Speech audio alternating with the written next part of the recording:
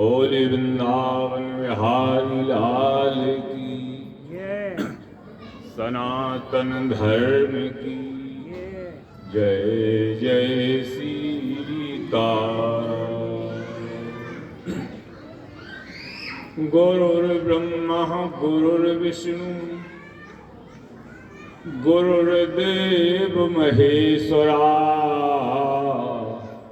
गुरुर्साक्षात् परब्रह्म तस्मै श्री गुरुवे नमः। सर्वे भवन्तु सुखिना सर्वे सन्तु निरामया, सर्वे भद्राणि पश्यन्तु मा कश्चित् दुःखभाग् भवेत्। कूजन्तं राम रामेति मधुरं मधुराक्षरम्, आरुहा कविता शाखां वन्दे वाल्मीकि कोकिलम्। अंजनानन्दनं वीरं जानकी शोकनाशनं, कपीशमक्षहन्तारं वन्दे लङ्कां भयङ्करम्।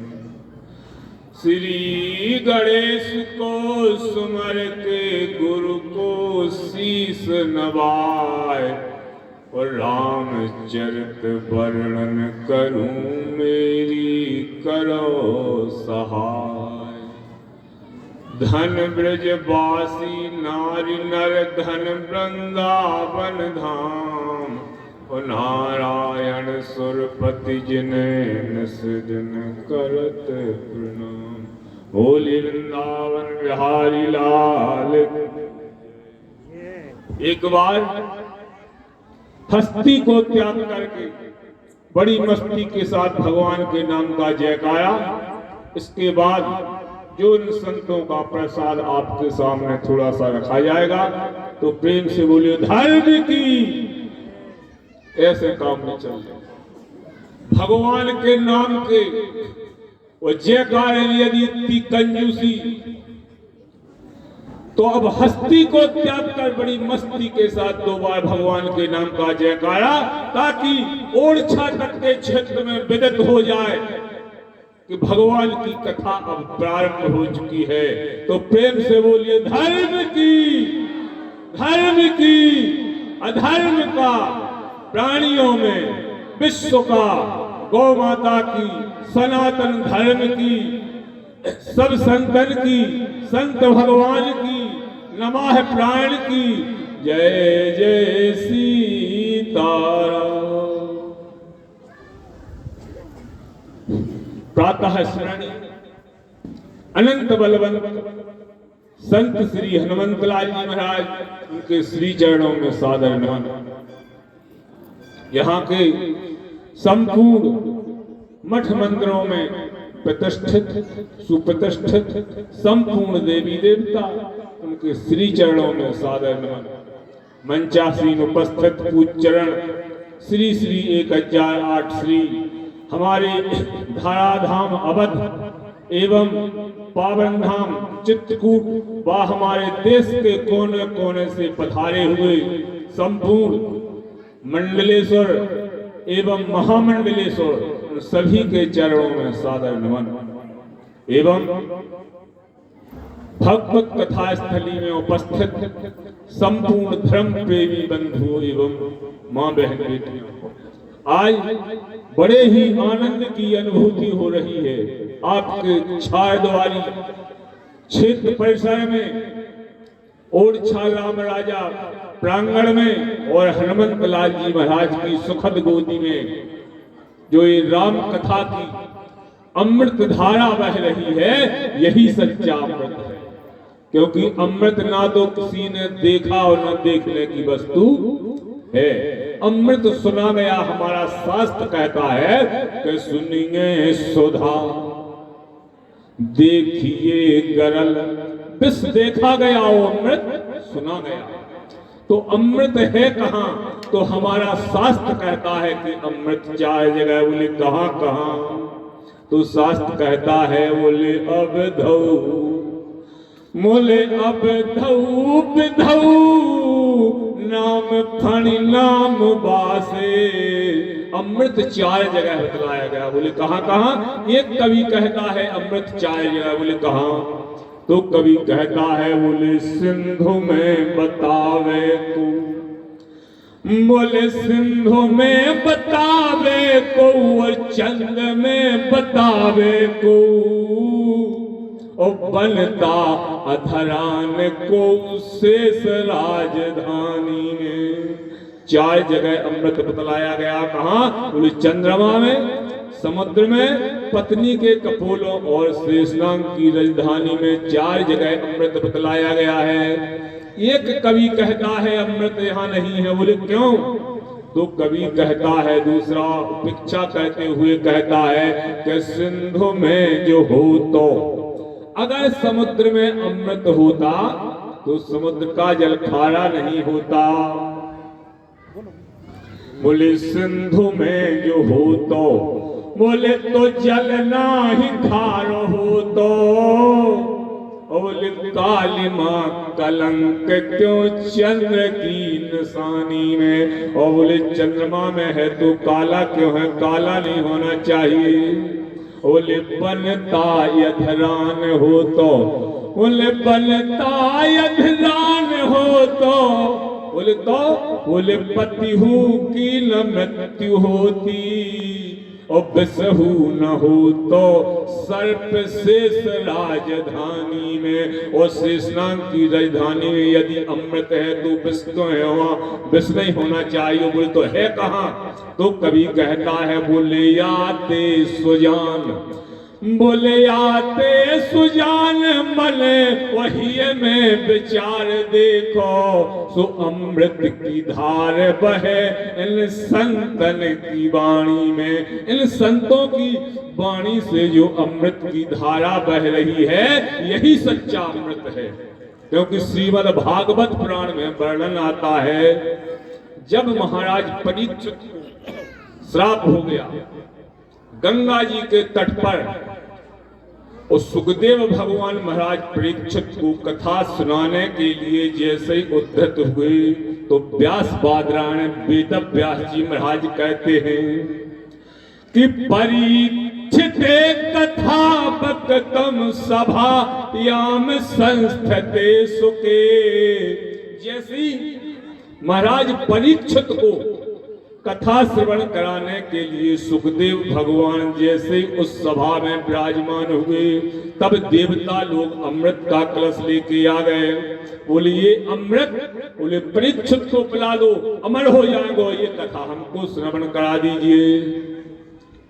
तब सुखदेव भगवान बोले राजन ये अमृत पी लो, मैं ये कथा बंद कर रहा हूं।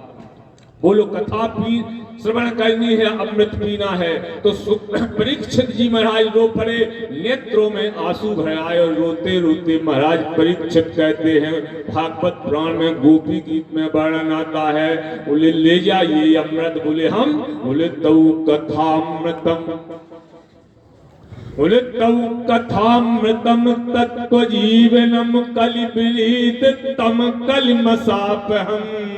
बोले ले जाइए अमृत। बोले हम, बोले कथा रूपी अमृत का ही पान करेंगे। तो कहने का भाव मेरा ये है मानस के प्रेमी श्रोताओं, भगवान की कथा में ही अमृत है।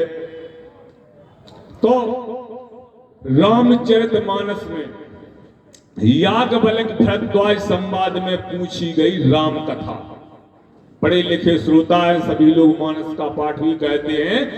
याज्ञवल्क्य भरद्वाज संवाद में पूछी गई राम कथा। बोले चाहूं सुनहि, बोले चाहूं सुनहि राम गुण गूढ़ा।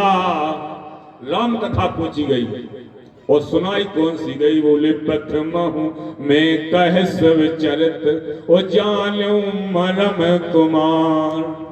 पूछी गई राम कथा और सुनाई गई कौन सी? भगवान शंकर की कथा। बोले क्यों सुनाई गई?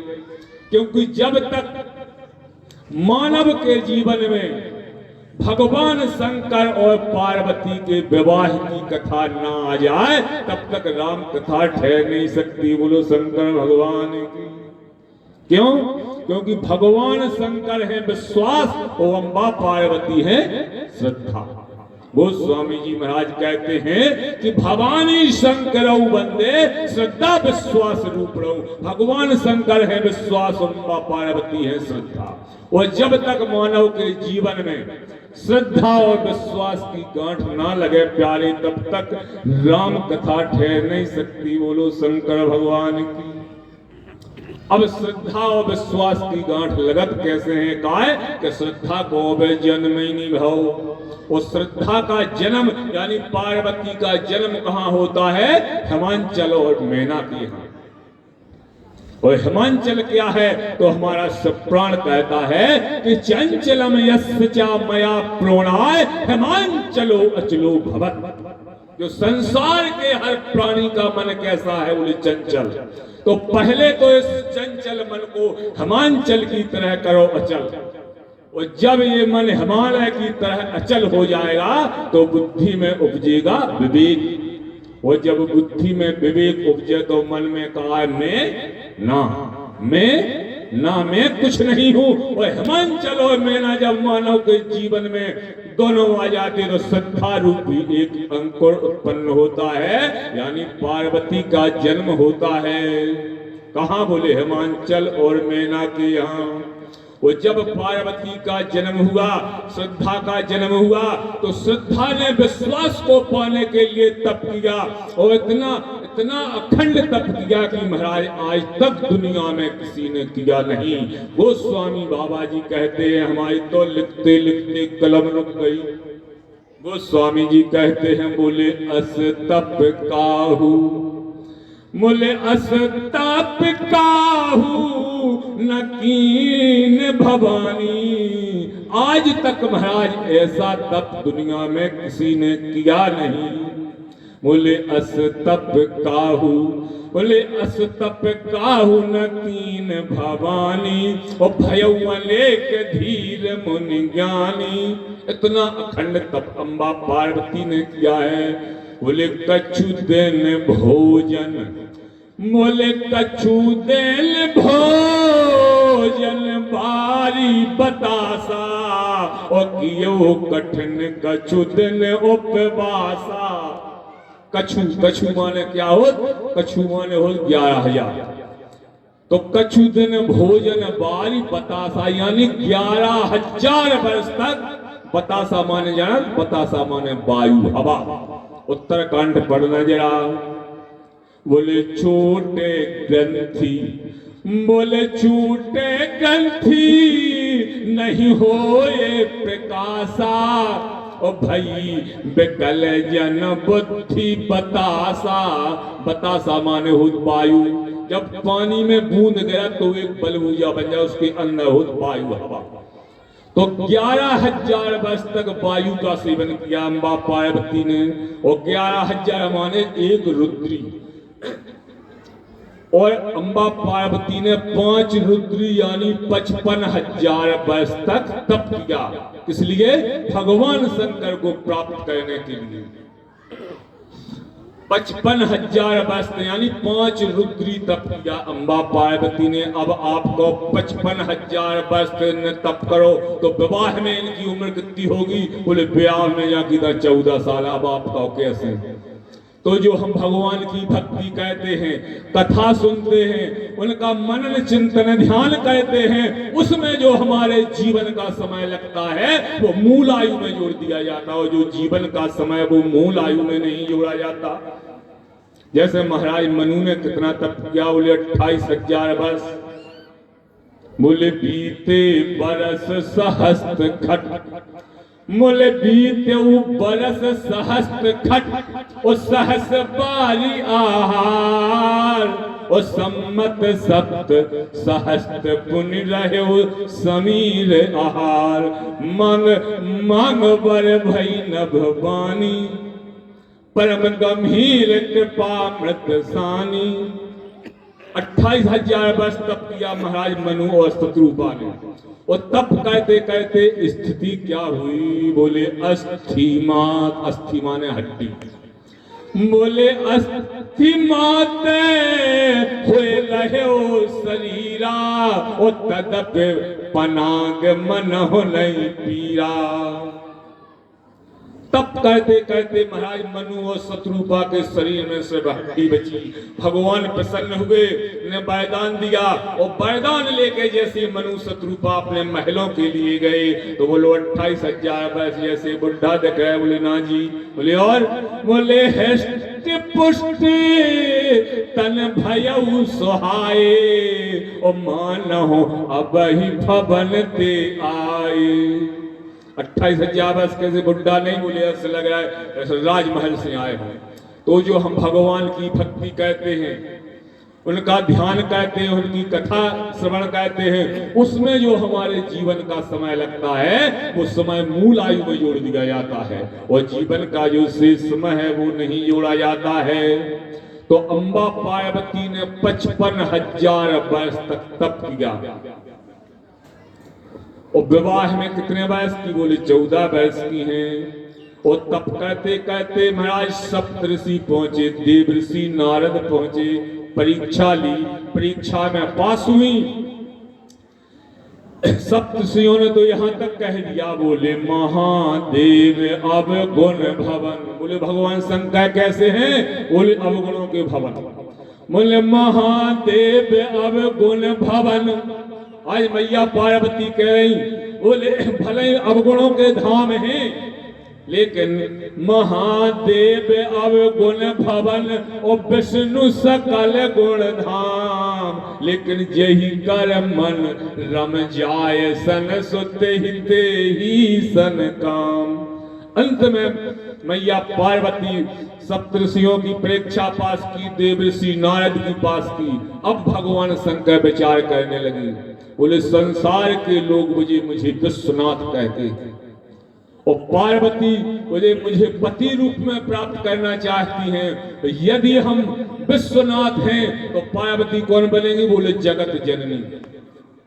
तो ये जगत जननी बनने योग्य है या नहीं, इस बात की परीक्षा मैं स्वयं लूंगा। अब भगवान शंकर चले पार्वती मैया की परीक्षा लेने के लिए। शिव पुराण में बड़ी सुंदर कथा आती है। और जैसे ही भगवान शंकर चले तो भगवान शंकर ने अपने वेश को बदला। बोले तम साधु वेशम, साधु का वेश बनाया। शिव पुराण में बड़ी सुंदर कथा आती है। बोले तम साधु बेसम यस्वतम जगाम और सारूपनम यस कमंडलो। वेश बदला, सिर पर जटाजूट बांधे, पीले वस्त्र धारण किए, हाथ में कमंडल लिया और उस निर्जन वन में भगवान शंकर पहुंचे जहां अम्बा पार्वती का तप हो रहा है। पत्तों की बड़ी सुंदर कुटिया बनी हुई है। ओमकार की दिव्य ज्योति जल रही है जो हमारे इस सनातन धर्म की नींव है, जड़। दुनिया के जितने धर्म हैं सब ओम से निकले। जैसे कोई चुखरवा एक हल्दी की गांठ राग में बाजार में तखज्जल लेके बैठ जाके व्यापारी हम, वो धर्म सब ऐसे। समस्त धर्मों की जड़ है ओम। दुर्गा सप्तशती में वर्णन आता है कि अर्धेम मुलक्तम दिव्य बीजनम सर्वाधि साधकम। संसार के महाराज जितने धर्म हैं सभी इसी ओम से निकले हुए हैं। हमारे दक्षिण का एक विद्वान हुआ, नाम सुना हो आपने, कार्ल मार्क्स, और जिसने पुस्तक लिखी दास कैपिटल। तो दास कैपिटल में वो खोजते खोजते खोजते पहुंचा कोंटा, और कोंटा माने ओम। संसार के जितने धर्म हैं सभी इसी ओम से निकले हुए हैं। गीता में भी वर्णन आता है, 10वें अध्याय में गीता में भगवान ने सब अपने स्वरूपों का वर्णन किया। तो उसमें कहते हैं अक्षराणाम ओमकारो। बोले अक्षराणाम ओमकारो द्वंद्व समास कस्वचा वह मेवाक्षय काला धाताम विश्वतु मुखा। अक्षराणाम ओमकारो, जितने भी अक्षर हैं उनमें ओम भगवान विष्णु का ही स्वरूप है। अक्षराणाम ओमकारो द्वंद्व समास कस्वचा, और समासों में द्वंद्व समास भगवान का स्वरूप है। पूरे रूपों का, पूरे 10वें अध्याय में भगवान ने अपने रूपों का वर्णन किया। कहते हैं अश्वत्था सर्व वृक्षाणाम देव ऋषिराम नारदा। अश्वत्था माने हो पीपल। वृक्ष दुनिया में जितने हैं उनमें पीपल का वृक्ष भगवान विष्णु का स्वरूप होता है। बोले अश्वत्था सर्व वृक्षाणाम और देव ऋषिराम नारदा और गंधर्वाणाम चित्ररथा सद्दा नाम कपिलो मुनि। शुद्धों में कपिल मुनि भगवान के रूप हैं। बोले उच्चे श्रवा अश्वानाम उच्चे श्रवाय अश्वानाम वृद्धिमाम तो ध्रुवम यह रावतम गजेन्द्राणाम नराणाम चा नराधिपम वृत्त साम सामांगम। जितनी भी दुनिया की गायन करने वाली श्रुतियां हैं उनमें वृत्त साम भगवान विष्णु का स्वरूप है। बोले वृत्त साम सामांगम और गायत्री छंद साम हम ओ मासा नाम मार्ग शीशो ऋतुनाम अस्मि कुसुम करहा। तो कहने का मतलब 10वें अध्याय में तो यदि पहुंच जाए तो इसी में शाम हो जाएगी। इसलिए कहने का मतलब ये है कि अक्षराणाम ओमकारो, अक्षरों में ओम भगवान विष्णु का स्वरूप है। और जैसे ही भगवान शंकर पहुंचे अम्बा पार्वती की परीक्षा लेने के तो ओमकार की दिव्य ज्योति जल रही है जो हमारे सनातन धर्म की नींव है, जड़ है। जितने दुनिया के धर्म सभी इसी ओम से निकले हुए। एक बार एक काजू मुसलमान बोले हमसे लड़ पड़ा, बोले हमारा संबंध ओम से का है। हमने कहा मुसलमान भाइयों जितना तुम्हारा संबंध ओम से है उतना तो दुनिया में किसी का है ही नहीं। बोले कैसे? हमने कि कुरान की कोई भी आई ले लीजिए बिना ओम के बनती नहीं। हमने कि अल्लाह हो हरि ओम हम कोई भी कुरान की आई ले लो बिना ओम के बनती नहीं। हमके जितने नालायक तुम हो इतने मोहम्मद साहब नालायक नहीं थे। मोहम्मद साहब ने खोज की कि सनातन धर्म की जड़ का है तो खोजते खोजते खोजते खोजते मोहम्मद साहब पहुंचे जो ओमकार की दिव्य ज्योति जल रही है, खड़क चक जल रहा है। अब मोहम्मद साहब ने कही असली जड़ जा है ही खोल ले जाए। अब ओम पर सख्त पहरा था। अब होता है ओम तो नहीं उठा पाए, लेकिन ओम के ऊपर जो चांद बिंदी रही थी मोहम्मद साहब ने दौड़ के कांख में दांत में दौड़ लगा दी और अपने घर जाके ठोक तुम्हें एक कील ठोक दे। बोले हम खुदाई में बोलो मोहम्मद साहब में पूजा। अब सनातन धर्म के जितने रक्षक थे पंडित ब्राह्मण महात्मा थे सब भगवान शंकर न भगे। बोले त्राहिमाम त्राहिमाम भगवान शंकर। बोले क्या बात है? बोले अपना ओम में गाएगा। बोले मोहम्मद साहब पूजा है। अब भगवान शंकर बोले पूजे पूजन तो पूजे ही तो रहा है। बोले फिर अपने ओम को का हुए। भगवान शंकर बोले हमारे ऊपर है चंदा। बोले जी में हटोल ले आओ अपने ओम पे लगा दो। तो ओम पे लगा दो। यीशु ने खोज की, खोजते खोजते यीशु पहुंचे। बोले ओमकार की जब दिव्य ज्योति को देखा यीशु ने, बोले ये है असली जड़ी को ले जाए। तो ओम पर तो सख्त पहरा था तो ओम तो नहीं उठा पाए, लेकिन बगल में तो स्वस्ति चिन्ह बने थे। बे उठा के भागे सनातन धर्म के लक्ष्य लड़ पाई और छुड़ा लाओ और ताना झटकी हो गई, डंडा टूट गया तो क्रास ने अपने गली में लटका। तो कहने का मतलब ये है कि अर्धे मुलक्तम देव्या बीजनम सर्वादि साधकम। संसार के जितने धर्म हैं सभी इसी ओम से निकले हुए हैं। तो आज भगवान शंकर जैसी अम्बा पार्वती की परीक्षा लेने के लिए उस निर्जन वन में पहुंचे। बढ़िया सुंदर पत्तों की कुटिया बनी हुई है। कुटिया के सामने एक शीशम का वृक्ष है और जैसे ही भगवान शंकर ने शीशम के वृक्ष के नीचे अपना रखा कमंडल और शीशम के वृक्ष पे अपने माथे को टेक कर भगवान शंकर चिल्लाने लगे। बोले विभुक्षताहम्, बोले विभुक्षताहम् च विभुक्षताम्नो और तृतीय दिवसः नहीं भोजनाद्या। बोले हम भूखे हैं 3 दिन से भोजन नहीं पाया। और जैसे ही भगवान शंकर चिल्लाने तो सखियां बोली बाबा जी चिल्लाओ मत। बोले हमारी सखी ने तो हजारों वर्ष से भोजन नहीं किया और उसके तप के कारण बोले हमें भी भूख नहीं लगे हो, तुम भूखो भूखो चिल्ला रहे हो। और जैसे बाबा जी चिल्लाए तो सखियां भी कुटिया के अंदर पहुंची। वेद व्यास जी महाराज कहते हैं कि जैसे कुटिया के अंदर पहुंची तो पटोतम विधाय रूपम। पटक पटक माने हो दोना, एक दोना में कंदमूल फल में सखियां बाबा जी के लिए लाई। बोले पटोतम विधाय रूपम कंदस्य मूल जातम यस्य क्रियते फलस्यति। कंद फूल फल जैसे बाबा जी के लाए और बाबा जी ने मस्तक पे फेरो हाथ। बोले सखियों, बोले अब भोजन नहीं होगा। बोले क्यों? बोले हम तत्सारी साधु हैं, तीनों कालों का संध्या बंदन कहते हैं। सूर्य नारायण मस्तक पे आ गए।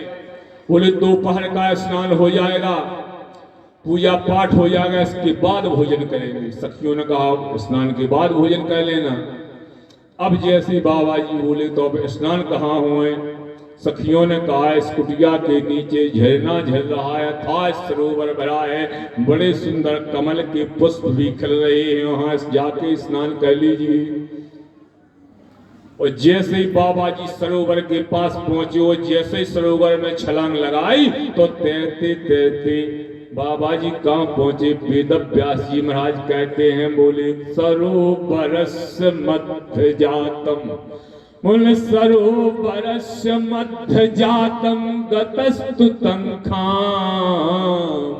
उस सरोवर के जैसे मध्य में बाबा जी पहुंचे और चिल्लाने लगे। बोले ममेत जातम मम रक्ष पाली। बोले बचाओ बचाओ। जैसे बाबा जी चिल्लाने, अब सखियों ने सोचा बाबा जी तैरना जानते नहीं हैं, सरोवर के मध्य में पहुंच गए, अब इन्हें बचाना चाहे। जैसे ही 16 सखियां उठी और जैसे ही छलांग लगाई, 16 सखियों ने तैरती तैरती बाबा जी के सम्मुख जैसी पहुंची, अपना जैसे ही बायां हाथ बढ़ाया, सखियों ने बोले मेरे हाथ को पकड़ो, हम तुम्हें खींच के तट पर ले जाएंगे।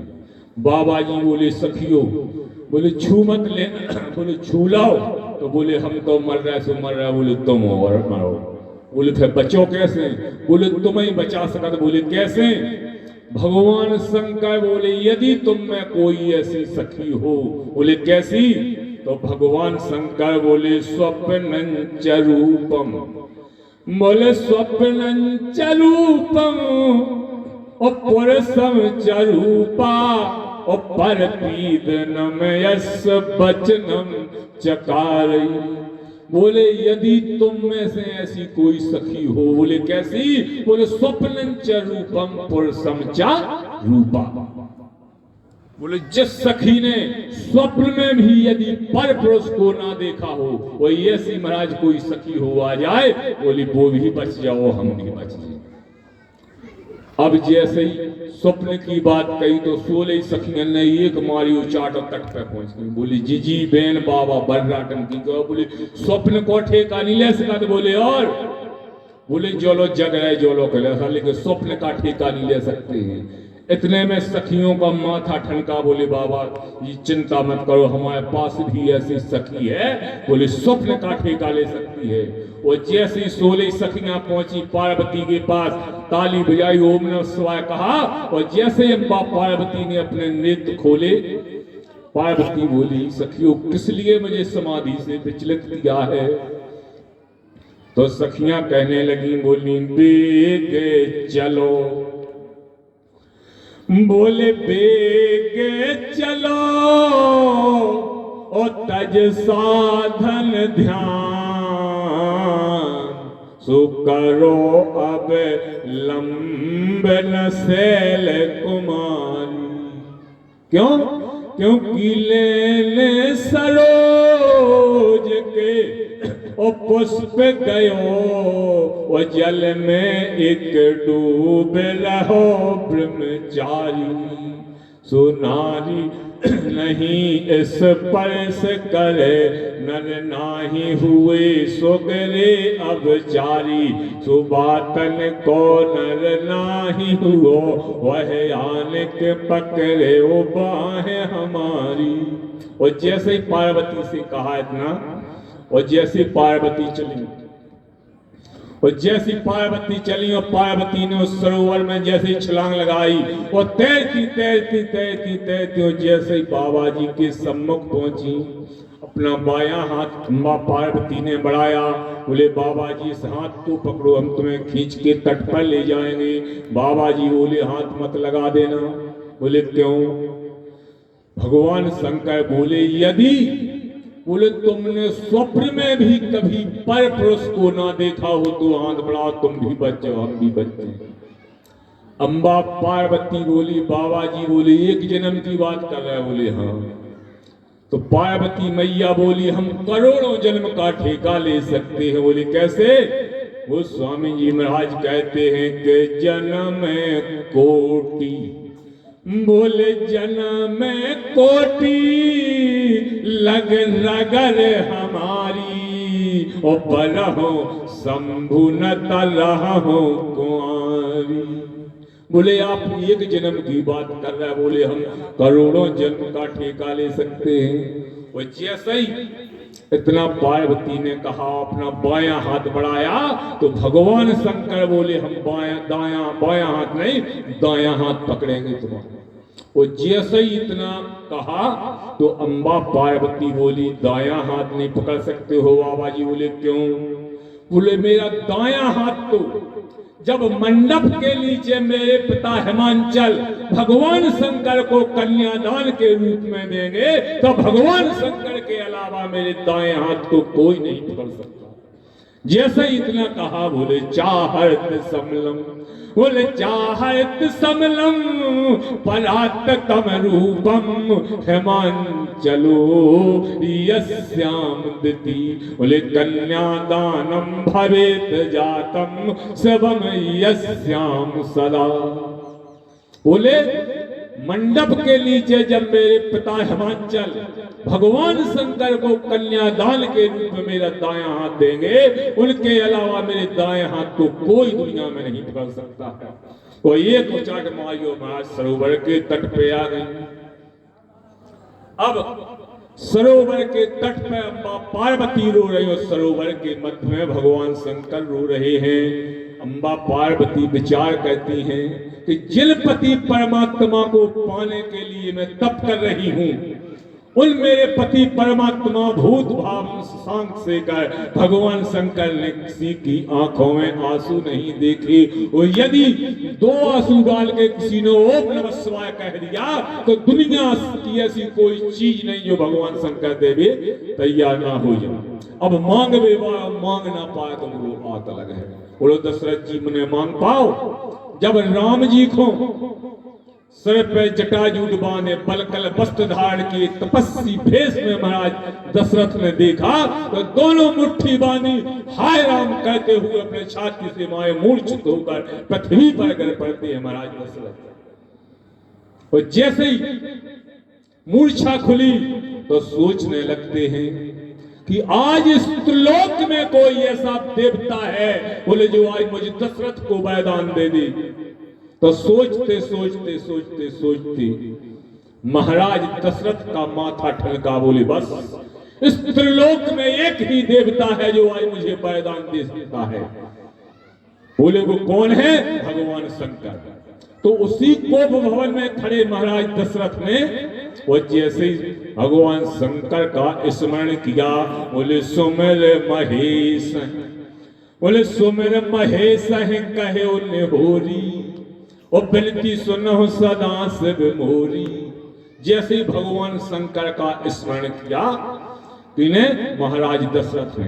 तो भगवान शंकर वहीं कूप भवन में अट्टालिका में महाराज प्रकट हो गए। दो चौपाइयों में दशरथ जी रोए। बोले सुमिर महेश कहे निहोरी, और बिनती सुनो सदा शिव मोरी। आसो तो से तुम अब डरदानी, हो आरत हरहो दीन जन जानी। दो चौपाइयों में दशरथ जी रोए और महाराज भगवान शंकर प्रकट हो गए। अब आपका मानस में ऐसा कोई संवाद आओ ही नहीं कह देता है शंकर भगवान प्रकट हो। तो यदि आप मानस के प्रेमी हैं तो चौपाई के उस शब्द पर आप ध्यान करना। जब भगवान शंकर दशरथ जी के सामने प्रकट हुए तो दशरथ जी क्या कहते हैं? बोले तो मैं प्रेरक सबके हृदय, और बोले सोमति राम है दे, और बचन मोर तज रहे गह सुपरिहर सील सने। आज दशरथ जी कहते हैं कि तुम प्रेरक सबके हृदय, और तुम शब्द क्या है? सामवाची। जब व्यक्ति आमने सामने खड़ा होता है तब तुम शब्द का प्रयोग किया जाता है, जैसे कि आप मानस से मिलान भी कर सकते हैं। जैसे विभीषण के सामने जब रावण खड़ा है तो विभीषण क्या कहते हैं? बोले तुम पे तो सरस, बोले तुम पे तो सरस, ओ भले हो मोए मारा, और राम भजित नाथ तुम्हारा। आज विभीषण के सामने रावण खड़े तो वे कहे तुम पे तू सरस भले मोए। तुम शब्द है सामबाजी। जब व्यक्ति आमने सामने खड़ा हो तब तुम शब्द का प्रयोग किया जाता है। वो आज रावण के सामने विभीषण खड़े तो विभीषण कहते हैं, बोले तुम पे तो सरस भले हो मोए मारा, और राम भजे नाथ तुम्हारा। आज महात्मा भरत के सामने और हनुमान जी महाराज खड़े हुए तो महात्मा भरत कहते हैं, बोले को तुम तात, बोले को तुम तात कहाँ से आए, और मोहे परम प्रिय बचन सुनाए। आज भरत जी के सामने हनुमान जी महाराज खड़े हुए तो भरत जी कहते हैं, को तुम तात कहाँ से आए। आज हनुमान जी के सामने राम जी खड़े हुए हैं तो हनुमान जी महाराज कहते हैं कि को तुम श्यामल गौर शरीरा, और क्षत्रिय रूप फिर है बलबीरा। तो तुम शब्द है सामवाची। जब व्यक्ति आमने सामने खड़ा होता है तब तुम शब्द का प्रयोग किया जाता है। और आज दशरथ जी के सामने भगवान शंकर खड़े हुए हैं तो आज महाराज दशरथ जी कहते हैं कि तुम प्रेरक सबके हृदय, बोले तुम सबके हृदय को प्रेरणा देने वाले हो। सो भगवान शंकर बोले हम क्या करें? तो दशरथ जी कहते हैं कि तुम प्रेरक सबके हृदय, और बोले सोमति राम है देव, राम जी को ऐसी मति दे दो। बोले कैसी? बोले बचन और मोर तज रहे गहे सुपरिहर सील सने। बोले ऐसी मति दे दो कि राम जी हमारी कहीं ना कहे, हमारे बचन को त्याग देवे। अच्छा सही बताना, सब लोग महामृत्युंजय को जाप करो, महादेव बनो, भागवत करो, काय को लायका हमारी कहीं कहे एक हमारे सब जने। ओ भगवान शंकर से आज दशरथ जी वरदान मांग रहे कि ऐसो वरदान दे दो कि बचन मोर तज रहे घर सुपरिहर सील सने। अब भगवान शंकर बोले दशरथ जी वरदान दे दे। बोले हाँ दे दो। तो बोले एक बात सुन लो। भगवान शंकर बोले का? बोले यदि हम तुम्हें जो वरदान दे दें तो बोले तुम्हें झूठ बोलने का पाप लग जाएगा। तो दशरथ जी बोले उसे का हुज्जे? तो भगवान शंकर बोले जितना तुम्हारा यश है वो सारा यश नष्ट हो जाएगा और संसार में अपयश छा जाएगा। तो दशरथ जी महाराज बोले कोई डर नहीं। बोले अयस होए, अपयश छाया कोई बात नहीं। बोले अयस होए पुण्य स्वयस नसाबे, और बोले नरक परो पुण्य सुर पुर जाबो। बोले नरक और सुरक की भी चिंता नहीं है। बोले यह सब रहे तो सता बह मोही, लेकिन लोचन ओट राम नहीं होई। बोले लेकिन राम जी को नेत्रों से ओझल नहीं होना चाहिए। तब भगवान शंकर बोले तुम्हें झूठ बोलने को तो कोई पाप नहीं है, लेकिन एक बात बताओ। बोले का? बोले जो तुमने केकई से सौगंध खाई थी, जो मंत्रा ने कहा था कि भूपत राम शपथ जब करही और तब मांगो वर वचन ना करही। तो एक दाय जाके तब केकई ने वरदान कब मांगा, जब महाराज दशरथ ने कह दिया कि जो कछु कपट कहोगे तो ही वामन राम शपथ सत मोही। एक दार नहीं 100 बार सौगंध खा गए। तो आज भगवान शंकर कहते हैं, बोले एक बार जाओ और कह दो कि राम की सौगंध का कोई डर नहीं है, सो हम वरदान दे दें। अब दशरथ जी मन में गुन रहे कि वरदान मांगे के ना मांगे। अगर वरदान मांगा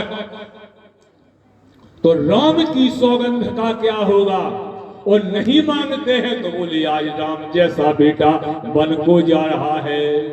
तो दशरथ जी मन में गुन रहे मांगे के ना मांगे। तो गोस्वामी जी कहते हैं, बोले अस मन गुन है, बोले अस मन गुन और रावण नहीं बोला, और पीपल पात सरस मन डोला। पीपल के पत्ते के समान महाराज मन डोलने लगा कि वरदान मांगे के ना मांगे। अब जब ठाणे ठाणे 3 घंटा हो गए तो राम जी वन खो चले गए, भगवान शंकर अपने धाम खो चले गए। और जब सब चले गए तो आज मैया पार्वती विचार करती हैं कि जिन पति परमात्मा को पाने के लिए मैं तप कर रही हूं, उन भगवान शंकर ने किसी के नेत्रों में आंसुओं को देखा नहीं। अब विचार करती हैं अम्बा पार्वती कि भले ही मेरे 55,000 वर्ष की तपस्या एक संत का कल्याण करने में चली जाए, लेकिन इसे बचाना चाहिए। और जैसे ही अम्बा पार्वती ने छलांग लगाई और तैरते तैरते तैरते कहाँ पहुंची, बोले सरोवर मध्य जातम गतस्तु तंखाम। सरोवर के मध्य में पहुंच गई और जैसे ही अपना दायां हाथ बढ़ाया तो भगवान शंकर ने दोनों हाथों से मैया पार्वती का दायां हाथ पकड़ लिया और खींच के जैसे ही तट पर लाई। भगवान शंकर को तट पर जैसे खींच करके लाई और सखियों को बुलाया, 16 सखियों को। बोले चिताब्धिजातम अवलोकनस्तु, बोले सखियों सुंदर चिता का निर्माण करो। सखियों ने महाराज सुंदर एक चिता बना दी और जैसे ही चिता बन के तैयार हुई, सखियों ने पूछा पार्वती ये चिता किस लिए है? मैया पार्वती बोली मैं बताती हूं, एक संत ने कल्याण के लिए उसने मेरा दायां हाथ पकड़ लिया, अब यह शरीर भगवान शंकर के योग्य नहीं रहा, इसलिए अब इस चिता में अपने शरीर को जला के भस्म कर दूंगी, फिर किसी माँ की कुख में जाकर फिर से पार्वती बनूंगी और भगवान शंकर को पाने के लिए फिर से तप करूंगी। अब यह शरीर शंकर के योग्य नहीं रहा। और जैसे ही उस चिता पर मैया पार्वती बैठ जाती हैं और जैसे ही अग्निदेव का आवाहन किया, वो अग्निदेव प्रकट होने वाली ही थी। एदुगम प्रजनम में हरि अष्टदश वीरा 10 सर्वगण गम सुते आत्म सनी प्रजा सनी पशु सनी लोक सन्न भय सनी अग्नि प्रजाम बहुलाम में करोत्पन्नम पयोरी तो स्मात्। जैसे ही अग्निदेव का आवाहन किया, वो अग्निदेव महाराज प्रकट होने वाले ही थे। तब तक बाबा जी बोल पड़े, बोले हे पार्वती, जिस संत के कल्याण के लिए तुम चिता में जल रही हो, उस संत की ओर एक ये दृष्टि तो डाल के देखो। और जैसे ही महाराज पार्वती ने संत की ओर दृष्टि डाली तो क्या देखती हैं? बोले ते मुंड मालम, बोले ते मुंड मालम डमरू विशालम, हाथों में गले में मुंडों की माला, हाथों में डमरू, गले में सर्पों का हार पहने। जैसे भगवान शंकर को मैया पार्वती ने देखा तो मैया पार्वती कहने लगी, बोले स्वामी आप? बोले हाँ। बोले आप कैसे? भगवान शंकर बोले हम तुम्हारी परीक्षा लेने के लिए आए हैं। वो अम्बा पार्वती बोली हमारी परीक्षा तो पहले ही हो गई, नारद जी ने ली, सप्त ऋषियों ने ली। तब भगवान शंकर कहते हैं कि संसार के लोग मुझे विश्वनाथ कहते हैं और तुम मुझे पति रूप में प्राप्त करना चाहती हो, तो हम विश्वनाथ हैं तो आप तुमको बनो। बोले जगत जननी। अब जगत जननी तुम बनने योग्य हो या नहीं, इस बात की परीक्षा में स्वयं लूंगी। तो भगवान शंकर बोले जब तुम एक संत के कल्याण करने के लिए आप 55,000 वर्ष की तपस्या जब दांव पे लगा सकती हो, तो बोले 2 पुत्रों की मां तुम बाद में। बोले पहले बोले जगत जननी। बोले जगत जननी दामनी द्वति गाता, और फिर बोले जय गज बदन खड़ानन माता। अब पार्वती मैया बोली स्वामी इस जन्म में बोले हमारी परीक्षा ही होती रहेगी, क्या विवाह होगा?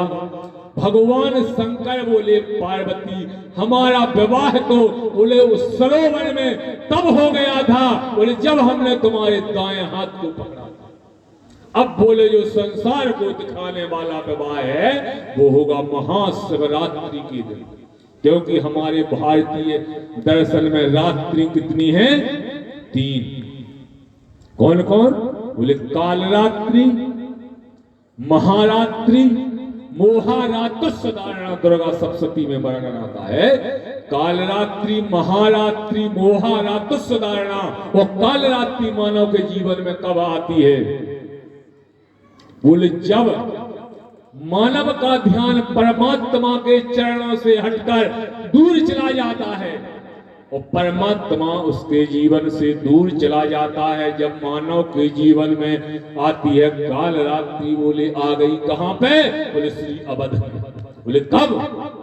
जब राम जी अयोध्या का राज त्याग करके जब वन में चले गए और महात्मा भरत ने जैसे अयोध्या में प्रवेश किया प्यारे, तो अयोध्या को कैसे देखा?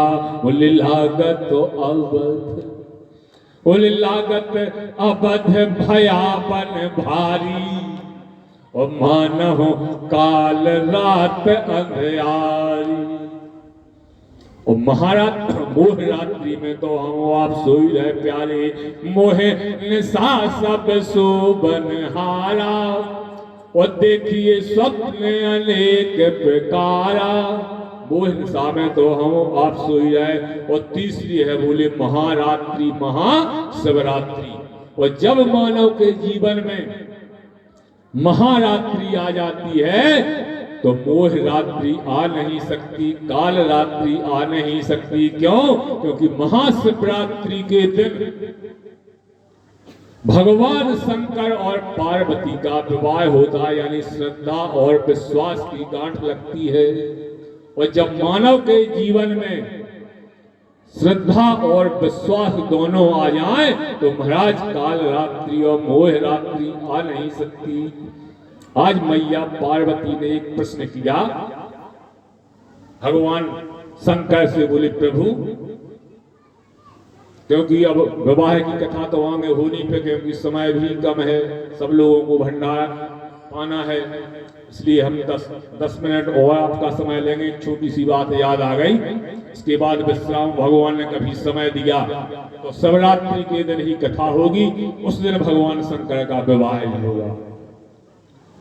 और तो मैया पार्वती ने एक प्रश्न किया भगवान शंकर से। बोले प्रभु, क्योंकि भगवान शंकर कथा सुनाते हो, अम्मा पार्वती प्रश्न कहती हैं, तो प्रश्न कहते कहते अब मैया पार्वती ने एक प्रश्न किया। बोले प्रभु, बोले अब मुझे वह कथा सुनाइए। बोले कौन सी?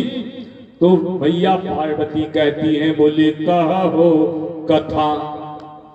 बोले कहो कथा ओ जस जानकी ब्याही, और राज तजो सो दूषण आही। राम जी ने बोले राज्य को त्याग दिया, इसमें कौन सा दोष था? अब कारण तो कई थे कि ई कारण से भी राम जी बन खूंगा, ई कारण से, लेकिन आज मैया पार्वती कारण नहीं पूछती हैं, बोले दोष पूछती हैं।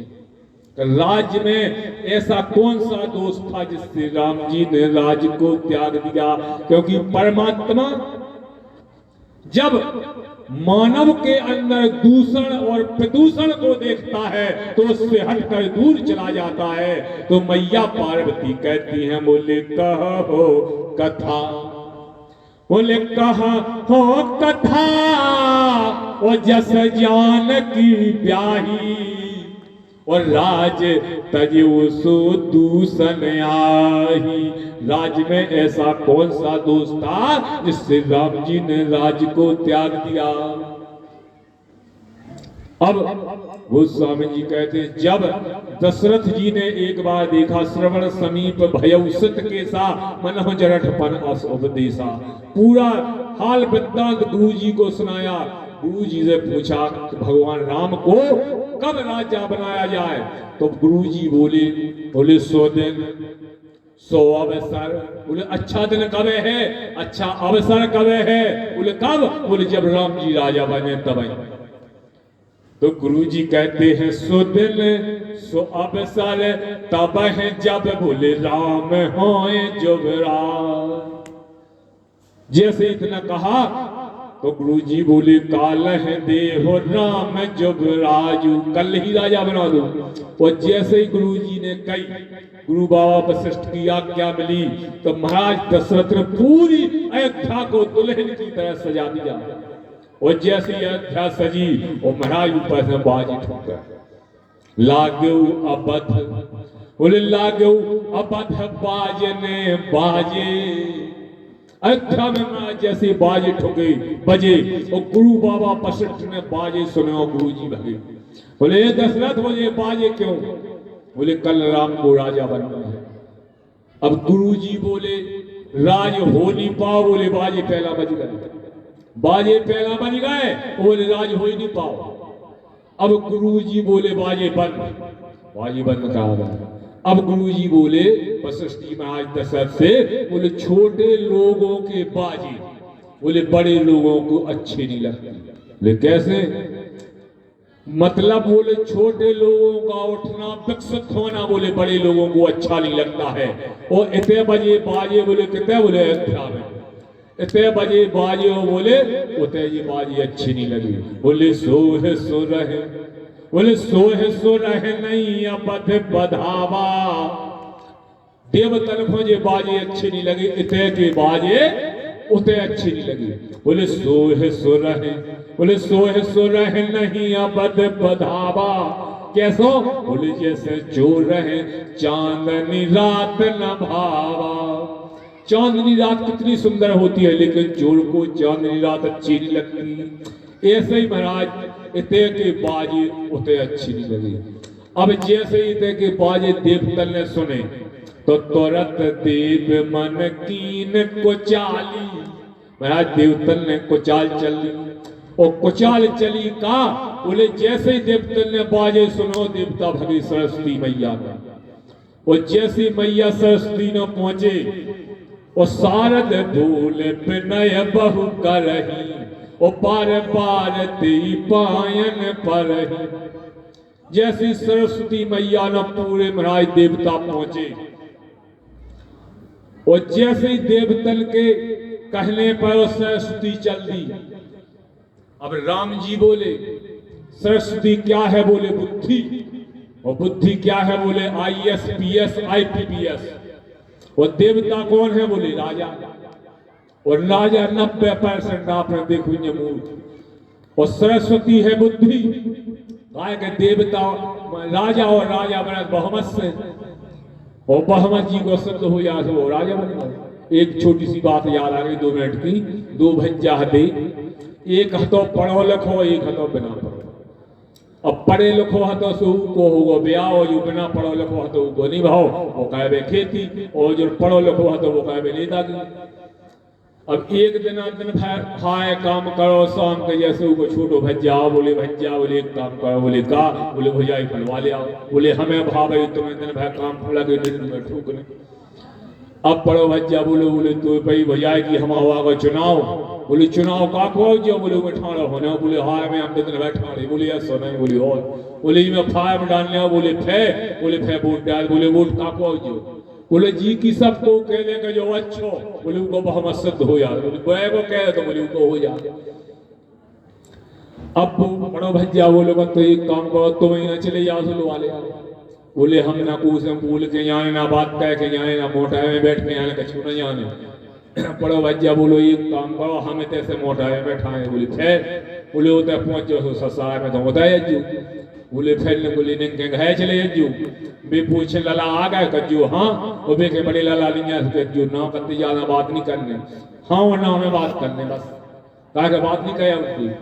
फिर ने बैठा जा मोटा ससार पहुंच गए, उन्होंने उतारे गए घर पहुंच गए, और जैसे घर पहुंचे सो निंगे ससार पहुंच गए, बोले लला आ गए हल्के लला, बोले हाँ, बोले बड़े लला नन्या, बोले ना, बोले उनकी कछु तबीयत मबीयत खराब तो नन्या, बोले हाँ, अब बोले इलाज कराओ, बोले आया मिलो करते ना, अब जो बोले कछु अनहोनी तो नहीं घट गई, बोले हाँ, अब जैसे उन्होंने जाके अब इन्हें तो एक हाँ एक ना करे दी, अब कई अनहोनी घट गई, बड़ी लला ने राय बिंदु विधवा, अब महा पुओ जब घर रो तो पूरा मोहल्ला में पता पा महा पुओ पुआ मोहल्ला डर जाला, पूरे गांव में हल्ला होगा।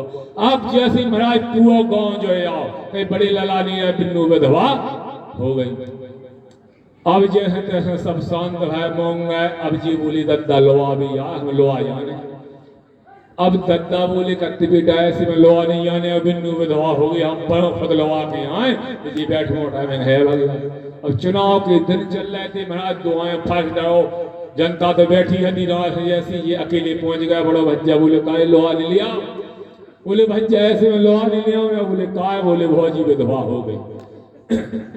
बोले जब हम जिगत हम बैठे हैं तो बोले विधवा कैसे हो गई, बोले तुम्हारे कैसे का हो, तो बोले का तू तो पूरा गांव का बहुमती सिद्ध हो गया।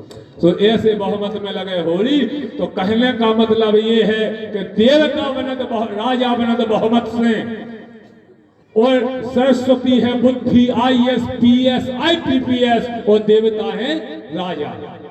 और जब मूर्ख लोगों के कहने पर बुद्धिमान लोग चलने लगे, राम जी बोले तभी समाज में विडंबना उत्पन्न होती है, राम राज भंग हो जाता है। बोले ऐसे में राज नहीं होता है, इसलिए राज तजो सुदूषण आही। और दूसरी बात, राजा को प्रजा कैसी होती है, बोले प्राणों के समान प्रिय होती है। जास राज प्रिय प्रजा दुखारी, और सोई न अवश्य नरक अधिकारी।